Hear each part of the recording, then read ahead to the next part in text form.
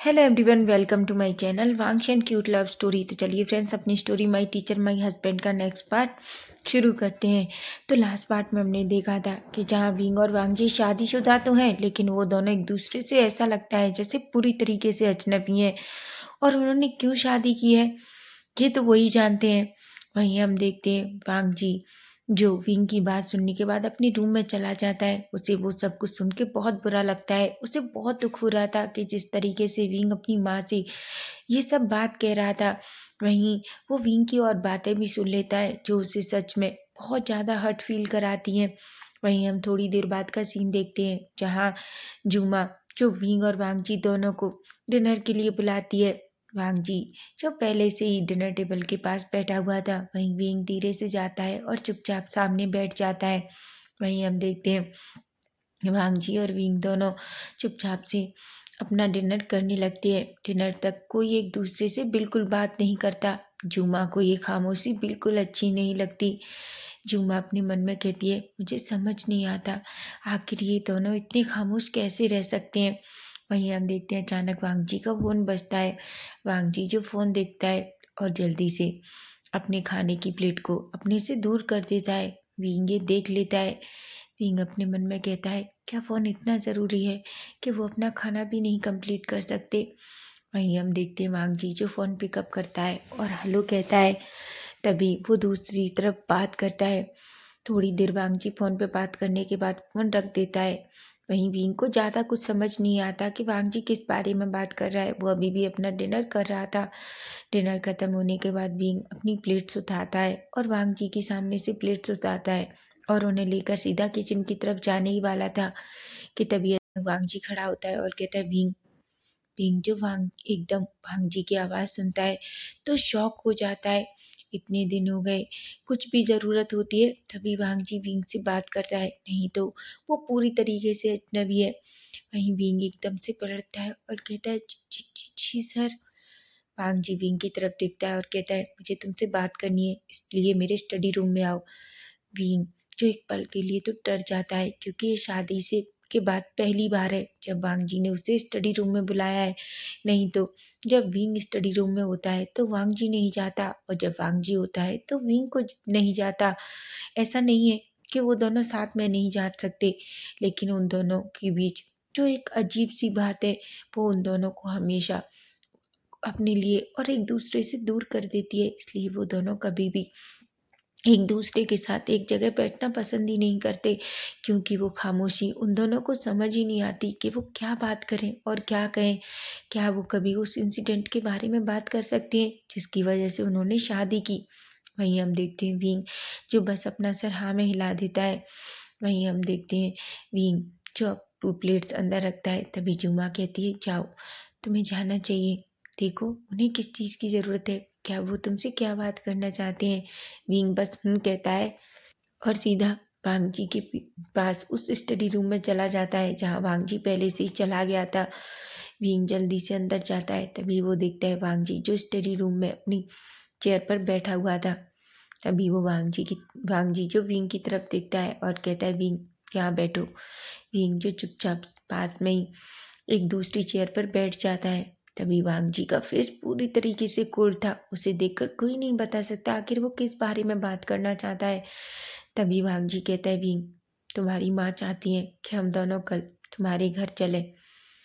Wing जो वांगजी की तरफ देखता है, एक पल के लिए तो वो बस बड़ी बड़ी आंखों से वांगजी को ही देख रहा था, लेकिन वांगजी का इमोशंसलेस फेस जिसे देखकर विंग को समझ ही नहीं आ रहा था कि आखिर वो क्या कहे। तभी वांगजी कहता है, विंग, तुम्हें पता है ना कि तुम्हारी माँ तुमसे मिलना चाहती है। जब से हमारी शादी हुई है हम तब से तुम्हारे यहाँ नहीं गए, इसलिए अंकल का भी कॉल आया था। वो चाहते हैं कि कल मैं तुम्हें कॉलेज के बाद तुम्हारे घर लेकर जाऊँ।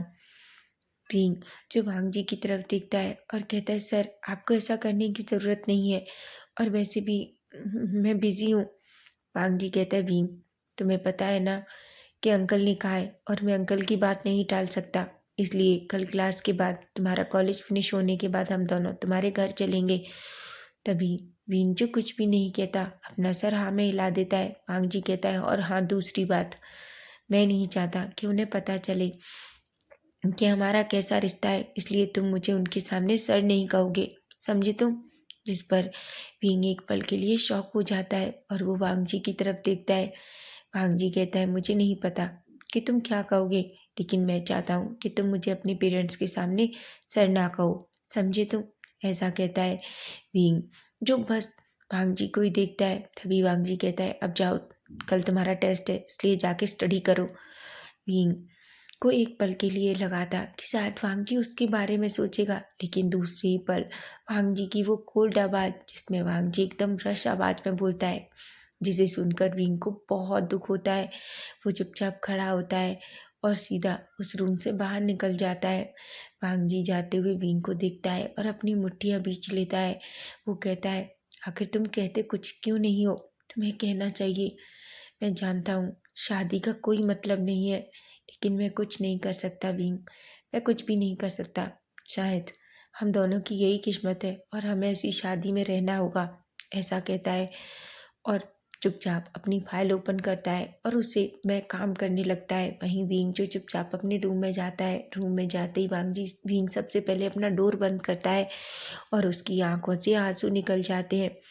विंग कहता है, आखिर क्यों, क्यों, क्या वो मुझसे कभी ऐसे बात नहीं कर सकते, ऐसे ट्रीट नहीं कर सकते कि मैं उनके घर में रहता हूँ। आखिर क्यों, क्यों चाहती है माँ आप कि मैं उनके पास आऊँ। मैं नहीं जाना चाहता वहाँ। उन्होंने ही चाहा था ना कि मेरी शादी हो जाए, अब उन्हें मेरी क्या ज़रूरत है। वो मुझे क्यों चाहती है कि मैं उनसे मिलूँ। मैं नहीं मिलना चाहता, मैं नहीं जाना चाहता जियांग मेंशन, ऐसा कहता है। लेकिन वो जानता है कि वांगजी के कहने के बावजूद अब उसे जाना ही होगा, कोई भी उसे नहीं रोक सकता। विंग एक गहरी सी सांस लेता है। वो वॉशरूम में जाता है, अपना फेस क्लीन करता है और बुक ओपन करता है और सीधा अपना स्टडी करने लग जाता है, क्योंकि वो जानता है कि वांगजी की क्लास में अगर उसके मार्क्स थोड़े भी कम हुए तो उसे नहीं पता वांगजी कितना गुस्सा होगा।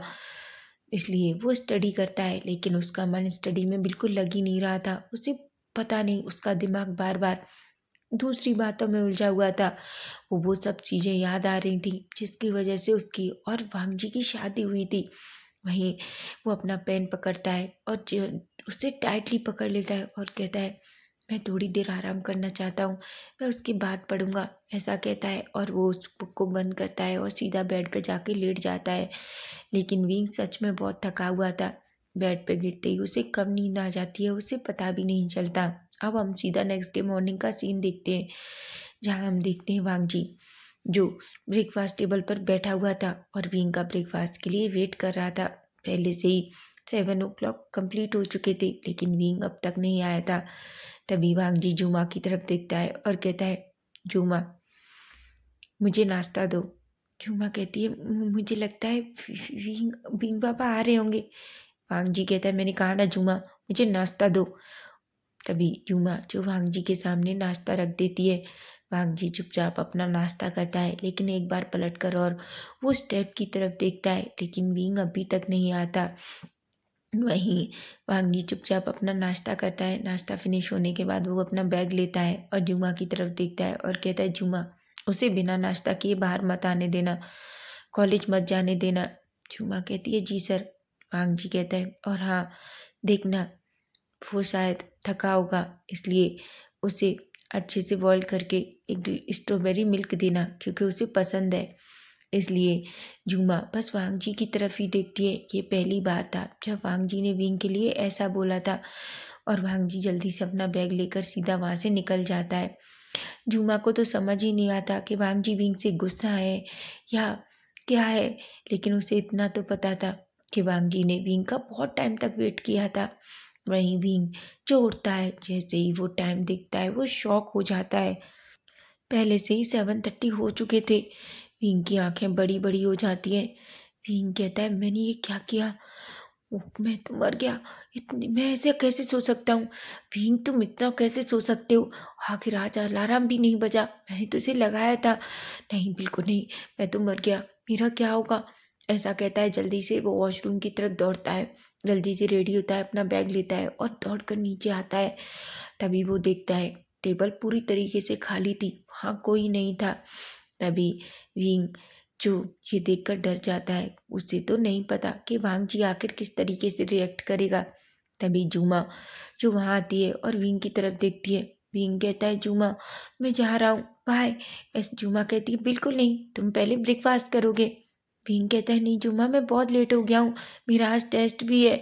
तभी जूमा कहती है देखो विंग बाबा, मैं तुम्हें ऐसे नहीं जाने दूंगी, तुम नहीं जानते, अगर सर को पता चला तो वो मुझे बहुत डांटेंगे, और इसलिए प्लीज़ बैठो और ब्रेकफास्ट करो, और हाँ ये तुम्हारे लिए मिल्क।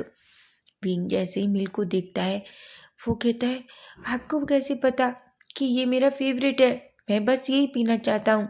तभी जूमा कहती है विंग पहले नाश्ता अच्छे से करो, पता है ना सर को बिल्कुल पसंद नहीं कोई भूखे पेट जाता है। वांगमिंग कुछ भी नहीं कहता। वो कहता है जुमा अगर तुम चाहो तो मेरा टिफिन लगा दो। लेकिन क्या सर गए? जुमा कहती है बिल्कुल, वो निकल गए, उन्होंने यहाँ बहुत टाइम तक तुम्हारा वेट किया था, पर आज तुम लेट हो गए। क्या तुम अच्छे से नाइट में नहीं सोए? भीम कहता है कि क्या? जुमा कहती है बिल्कुल, उन्होंने 1 घंटे तक तुम्हारा वेट किया था, तुम्हें पता है जब तुम नहीं आए तब उन्होंने ब्रेकफास्ट किया। भीम को बहुत बुरा लगता है ये सुनकर, उसे ये सुनकर बिल्कुल अच्छा नहीं लगता। वहीं हम देखते हैं भीम जो जल्दी से खड़ा हो के जुमा की तरफ जाता है और कहता है जुमा मुझे मेरा टिफ़िन पैक करके दे दो, मैं रास्ते में खा लूँगा। जुमा कहती है ठीक है, और हाँ तुम्हारी कार आ गई है, इसलिए आज से तुम अपनी कार से जा सकते हो, सर ने कहा है कि उन्होंने तुम्हारी कार ठीक करवा दी है। इस पर विंग बस कहता है। जुमा वो टिफ़िन पैक करके देती है, विंग उसे अपने बैग में रखता है और दूध को जल्दी पीता है और सीधा रूम से बाहर निकल जाता है।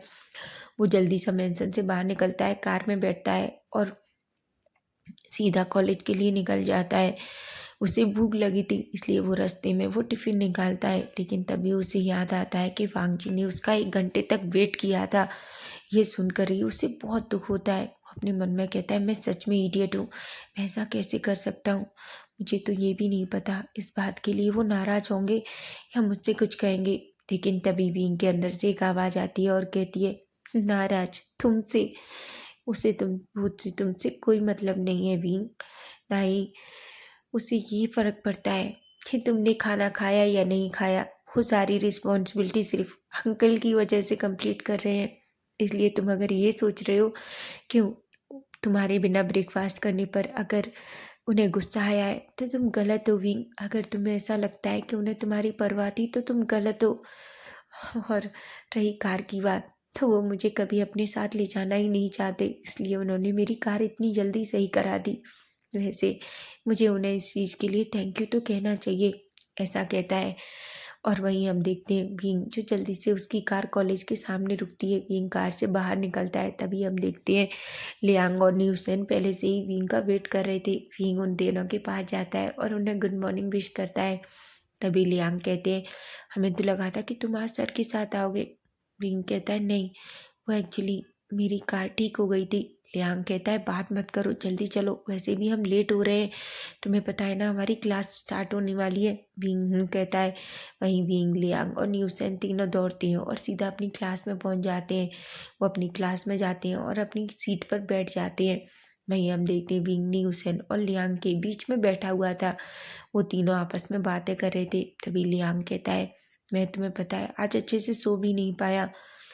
न्यूसेन कहता है क्यों, तुमने नाइट में क्या किया, क्या तुम्हारी कोई गर्लफ्रेंड है? लियांग कहता है क्या तुम्हारा दिमाग खराब है, तुम ऐसा कैसे सोच सकते हो, तुम्हें अच्छे से पता है कि मैं नहीं सो पाया क्योंकि आज वांगजी सर का टेस्ट है, और मैंने सुना है अगर उनकी टेस्ट में किसी के भी कम मार्क्स आते हैं तो वो पनिशमेंट देते हैं। विंग जो डरी हुई आंखों से लियांग की तरफ देखता है। लियांग कहता है तुम मुझे ऐसे क्यों देख रहे हो? तभी विंग कहता है वो मैं तो पढ़ भी नहीं पाया। लियांग कहता है क्या? विंग कहता है हाँ, वो एक्चुअली मुझे पता भी नहीं चला और मैं सो गया। लियांग कहता है कि तुम मरना चाहते हो अपने हस्बैंड के हाथ से? न्यूसेन जो उन दोनों की तरफ देखता है और कहता है मेरी भी हालत विंग के जैसी है। तभी लियांग कहता है तो तुम दोनों मरना, देखना तो वो क्या करते हैं।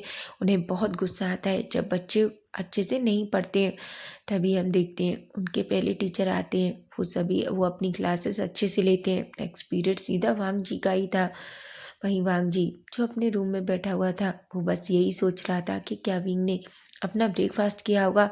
आखिर वो इतना टाइम तक क्यों सोया? अपने मन में कहता है शायद वो स्टडी कर रहा होगा। ये लड़का कितना पढ़ता है, उसे टाइम से सोना चाहिए, अपने मन में ऐसा सोचता है।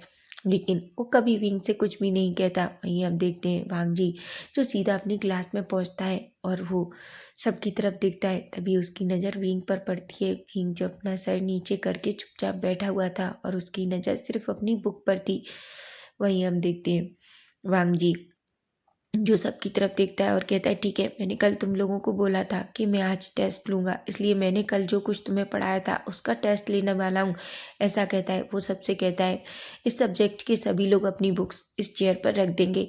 ऐसा कहते हैं सभी लोग वांगजी की तरफ देखने लगते हैं और एक एक करके अपनी बुक्स सारी वहीं रख देते हैं। वही लियांग जो खड़ा होकर जाने वाला था कि तभी विंग कहता है लियांग क्या मेरी बुक तुम वहाँ रख दोगे? वांगजी जो दूर से देख रहा था, वांगजी अपने मन में कहता है क्या वो मुझसे इतनी नफरत करता है कि वो मेरे पास तक आना नहीं चाहता? लेकिन वो कुछ भी नहीं कहता।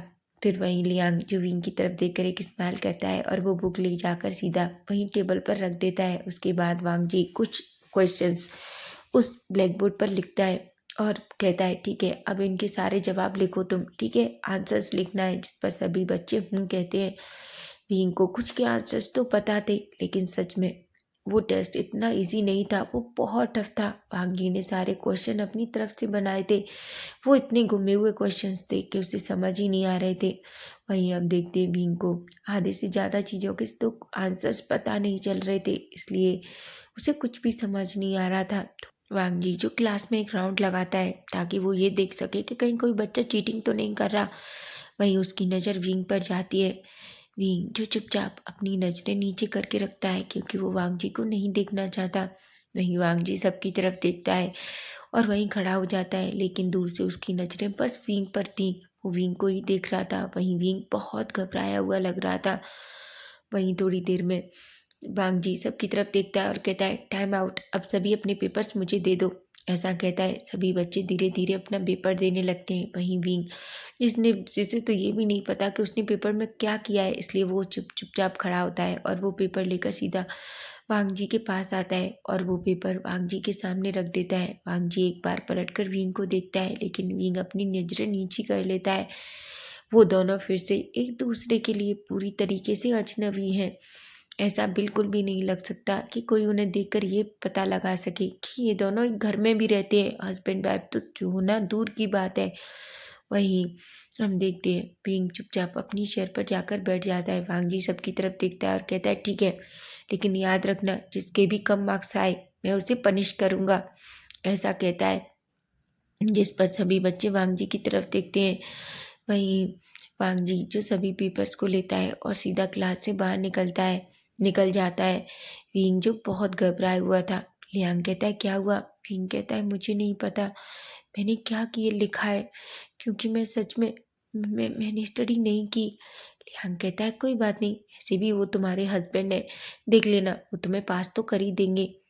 विंग जो लियांग की तरफ देखता है, वो अपने मन में कहता है हस्बैंड अगर मेरे मार्क्स अच्छे भी आते हैं तो वो सिर्फ मेरे मार्क्स काटना चाहेंगे, ना कि देना। और यहाँ अगर मैंने गलती की होगी तो मुझे तो ये भी नहीं पता कि वो कैसे ट्रीट करेंगे, या अगर मैंने गलती की होगी तो वो कोई रिएक्ट ही नहीं करेंगे, क्योंकि मैं जानता हूँ शायद वो मुझसे बहुत नफरत करते हैं।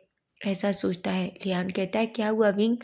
विंग कहता है कुछ भी नहीं। भाई हम देखते हैं पूरी क्लासेस ख़त्म हो जाती हैं। कॉलेज ख़त्म होने के बाद विंग जो अपनी कार में बैठने ही वाला था कि तभी उसके मोबाइल पर एक नोटिफिकेशन आता है। विंग जैसे ही मोबाइल ओपन करता है, नोटिफिकेशन वांगजी का था, जिसमें वांगजी ने लिखा था कि बाहर मेरा वेट करो, मैं थोड़ी देर में आता हूँ। विंग जो कुछ भी नहीं कहता और बस अपना फ़ोन चुपचाप बंद करके अपनी पॉकेट में रख लेता है और चुपचाप अपनी कार में बैठ जाता है। वहीं ड्राइवर जो वांगजी की विंग की तरफ देखता है, तभी विंग कहता है बस मैं थोड़ी देर यहाँ बैठना चाहता हूँ। जिस पर वो कहता है, क्योंकि विंग नहीं चाहता कि उसके दोस्त उसे वहाँ देखें और उससे सवाल पूछे कि आखिर वो यहाँ क्यों है। तभी हम देखते हैं विंग जो अभी तक कार में बैठ के चुपचाप अपने फ़ोन में कुछ देख रहा था कि तभी उसकी डोर ओपन होता है। सामने वो देखता है तो वांगजी था। वांगजी विंग को पूरे कोल्ड फेस के साथ देखता है और कहता है विंग मेरी कार में चलेंगे। विंग चुपचाप कार से बाहर उतरता है और कहता है और सीधा वांगजी के पीछे चला जाता है। विंग और वांगजी दोनों वांगजी की कार में बैठते हैं। वांगजी जो कार स्टार्ट करता है, वहीं विंग जो वांगजी के बिल्कुल पास वाली सीट पर बैठा हुआ था। हालांकि विंग को नहीं पता कि उसे बैठना चाहिए कि नहीं, क्या वांगजी को अच्छा लगेगा। वो अपने मन में कहता है अगर वो मुझसे प्यार करता तो उसे कितनी खुशी होती, लेकिन शायद वो मुझसे बहुत नफरत करता है, इसलिए उसे कोई फ़र्क नहीं पड़ता या मैं पीछे बैठ जाऊं या आगे। लेकिन मैं नहीं चाहता कि मेरी माँ मुझे इस तरीके से देखे और उन्हें पता चले कि हमारा रिश्ता कैसा है। भले ही उन्होंने मेरी शादी के लिए मेरे साथ ये सब कुछ किया, लेकिन मैं जानता हूँ गलती मैंने भी की थी, ऐसा कहता है। वहीं हम देखते हैं वांगजी जो कार चला रहा था, लेकिन कभी कभी उसकी नज़रें विंग पर जाती हैं। वहीं थोड़ी देर में ही वो जियांग मैंशन में पहुंच जाते हैं। जैसे ही विंग और वांगजी जियांग मैंशन में पहुंचते हैं, वांगजी और विंग कार से बाहर निकलते हैं। तभी वांगजी जो विंग से आगे जाने वाला था कि तभी विंग कहता है वांगजी काका। वांगजी जो एकदम विंग के मुंह से अपने लिए गगा सुनता है, वो शॉक हो जाता है। वो पलटकर विंग की तरफ देखता है। तभी विंग कहता है वो मैं बस ऐसा कह रहा था, क्या मैं मॉम डैड के सामने आपको काका कह सकता हूँ, क्योंकि मैं नहीं चाहता कि मॉम डैड को पता चले कि मैं आपको सर कहता हूँ। वांगजी कहता है मैंने सुबह भी कहा था विंग कि उनके सामने तुम मुझे सर मत कहना, बाकी तुम्हें जो अच्छा लगे वो कह सकते हो। वांगजी की वो कोल्ड वॉइस सुनकर विंग को बहुत बुरा लगता है, लेकिन वो फिर भी बस कहता है। वहीं वांगजी को नहीं पता जब विंग ने उसे गग्गा कहा तो उसे अजीब सा क्यों लगा, लेकिन उसे इतना पता है कि विंग का गग्गा कहना उसे अजीब सा लगा था। उसे अंदर एक खुशी सी फील हुई थी, लेकिन जब वांगजी उसे सर कहता है तो उसे बहुत अजीब फील होता है। वो उसके अंदर एक अलग ही सैडनेस सी फील होती है। लेकिन वांगजी अभी भी कुछ नहीं कहता। विंग और वांगजी दोनों अंदर जाते हैं। वहीं अंदर एंटर होने से पहले विंग वांगजी का हाथ पकड़ लेता है, जिससे वांगजी शॉक हो जाता है, क्योंकि वांगजी को किसी का स्किन टच पसंद नहीं है। लेकिन ऐसा नहीं है कि उसे विंग का स्किन टच पसंद नहीं है, लेकिन शादी के इन 2-3 महीनों में विंग और वांगजी बिल्कुल एक दूसरे के करीब नहीं गए। उन्होंने एक दूसरे को बिल्कुल टच भी नहीं किया। फिर अचानक से विंग का इस तरीके से हाथ पकड़ना वांगजी के लिए तो शॉकिंग ही है। वहीं वांगजी जो विंग की तरफ देखता है, तभी विंग वांगजी का हाथ पकड़कर उसे अंदर ले जाता है और कहता है आई एम सॉरी, मुझे माफ़ कर दीजिए, ऐसा कहता है। वांगजी को समझ नहीं आता। वहीं विंग कहता है मुझे पता है आपको स्किन टच पसंद नहीं है, लेकिन मैं माँ और डैड के सामने इस तरीके से नहीं दिखा सकता। मैं नहीं उन्हें बता सकता कि हम इस शादी को बस। तभी वांगजी जो विंग की तरफ देखता है और कोल्ड वॉइस में कहता है मैं समझता हूँ। वहीं वांगजी को ये सुन के बुरा लगता है। उसे पहले लगा था विंग अपनी खुशी से उसका हाथ पकड़ रहा है, लेकिन जब विंग ने ये कहा कि वो अपने मॉम डैड के लिए कर रहा है, तो जैसे वांगजी को बहुत बुरा लगता है, लेकिन वो उसे अपने चेहरे पर आने भी नहीं देता। वहीं विंग और वांगजी अंदर जाते हैं। तभी सामने कांसा सरन और वी चांसे को देखते हैं। वी चांसे और कांसा सरन जैसे ही विंग और वांगजी को देखते हैं, कांसा सरन तो दौड़ कर आती हैं और वो विंग को टाइटली हग कर लेती हैं। कहती हैं विंग मेरा बच्चा, मैंने तुम्हें बहुत याद किया। विंग एक स्माइल करता है और कहता है माँ मैंने भी आपको बहुत याद किया, ऐसा कहता है। वहीं वी चांसे जो विंग के सामने आते हैं, वी चांसे कहते हैं विंग कैसे हो तुम। विंग जो पूरे कोल्ड फेस के साथ कहता है मैं ठीक हूँ डैड, ऐसा कहता है। और वो अपने डैड को गले भी नहीं लगता। इस वजह से वी चांसे को थोड़ा दुख होता है, लेकिन फिर भी वो कुछ नहीं कहते। वहीं कांसा सरन और वी चांसे वांगजी की तरफ देखते हैं और कहते हैं वांगजी तुम कैसे हो। वांगजी कहता है मैं बिल्कुल ठीक हूँ मिस्टर वे, ऐसा कहता है। जिससे सुनकर विंग को थोड़ा अच्छा तो नहीं लगता, ना ही कांसा सरन और वी चांसे को, लेकिन फिर भी वो कुछ भी नहीं कहते और वो सभी चुपचाप जाकर सोफे पे बैठ जाते हैं। तो फ्रेंड्स नेक्स्ट पार्ट इसका हम कल देखेंगे। और सच ये है कि मेरी तबीयत थोड़ी ख़राब हो गई है और मुझे थोड़ा कोल्ड भी है, तो मेरी आवाज़ थोड़ी अलग है, तो प्लीज़ इस साउंड को थोड़ा इग्नोर करना। और कल का पार्ट बहुत इंटरेस्टिंग होगा, क्या पता हमें थोड़ा ये भी पता चले कि आखिर वांगजी ने विंग से शादी क्यों की, जब वो दोनों तो एक दूसरे से बिल्कुल भी प्यार नहीं करते। तो देखते हैं कल क्या होगा। अगर आपको फैन फिक्शन अच्छा लग रहा है तो प्लीज़ चैनल को सब्सक्राइब करना, लाइक करना और अपने प्यारे प्यारे कमेंट भी। Bye bye, take care.